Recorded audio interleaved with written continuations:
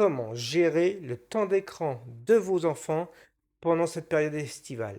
Découvrez les 3 stratégies que j'ai mis en place pour aider mon fils à mieux gérer son temps d'écran et à apprendre l'intelligence artificielle de manière efficace.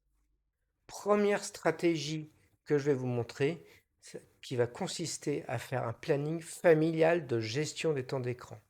Donc voyons concrètement comment on le fait, et pour cela j'utilise Claude qui va m'apporter un bonus visuel très intéressant et très pertinent. Donc je copie mes instructions et on y va. Donc il me fait un planning temps d'écran, il me déroule donc lundi, mardi, mercredi, jeudi, vendredi, et n'oublions pas le week-end, parce que le week-end, c'est aussi un temps à optimiser, et notamment moins d'écran, mais on va tout simplement voir sa proposition. Il propose des alternatives aux écrans et des conseils avec accompagnement, flexibilité, signaux d'alerte et un petit tableau récapitulatif qui est assez sympathique. Donc voilà pour un premier jet de planning et je vais demander en bonus de me faire un planning visuel en HTML qui sera à afficher par exemple sur le frigo. Donc je lui demande, fais-moi ce planning en visuel, je lui précise HTML, mais en général on n'a pas besoin de lui préciser parce qu'il le fait tout seul. Je veux pouvoir l'afficher. Voilà, tout simplement. Je lui dis pas frigo. Je pense qu'il s'en fiche honnêtement. Voilà.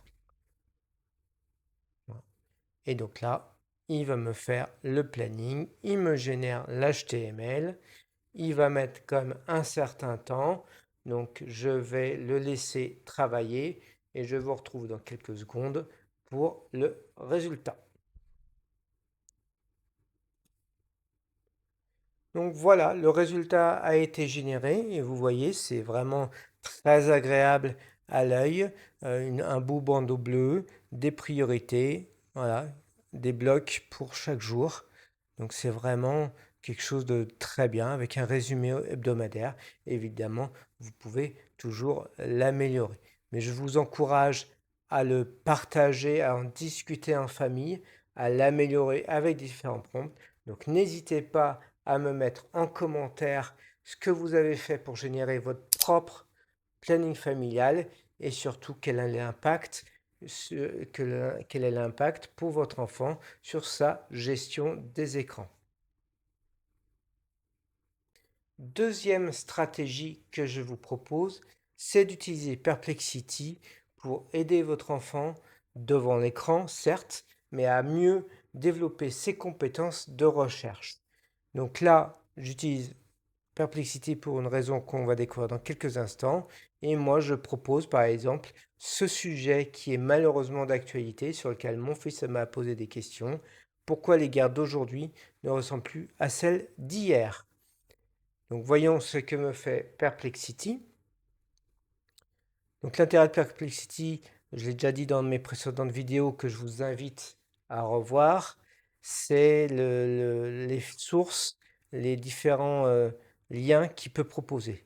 Donc peu importe en fait le sujet qui est affiché ici, c'est juste un exemple. Donc l'intérêt c'est de le lire avec votre enfant, de le parcourir et surtout c'est la force de Perplexity et c'est pour ça que j'utilise.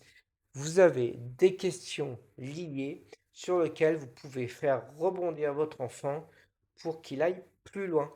Voilà, donc c'est vraiment pour moi l'essentiel de l'intérêt de Perplexity.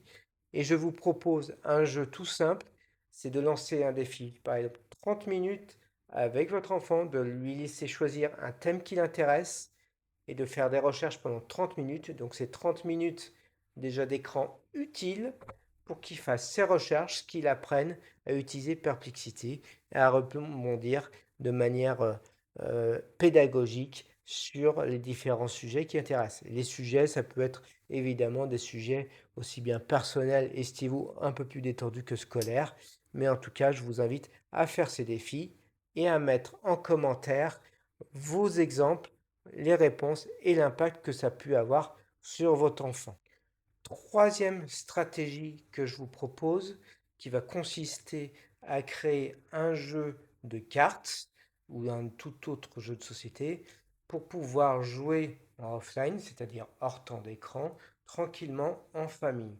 Donc pour cela, je vais utiliser très simplement ChatGPT. Donc voyons ce que ChatGPT peut me générer. J'ai préparé le prompt en avance avec ces instructions que vous voyez à l'écran. Et on va voir ce qu'il me dit. Donc vous voyez, donc il me propose la famille lion, la famille éléphant. Vous voyez, donc j'ai demandé de le faire sous forme de tableau et vous voyez que c'est assez clair et assez facile à récupérer. La famille serpent avec un petit icône qui est sympathique. Une famille rhinocéros. Et la famille koala. Voilà.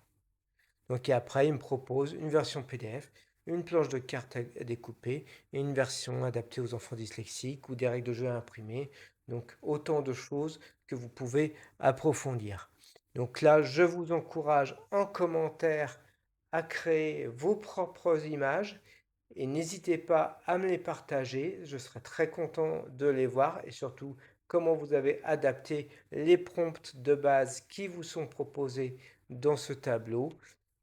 À vous de jouer et à vous surtout de jouer en famille et d'éviter ainsi trop d'écran excessif. Maintenant, je dirais que c'est à vous de jouer.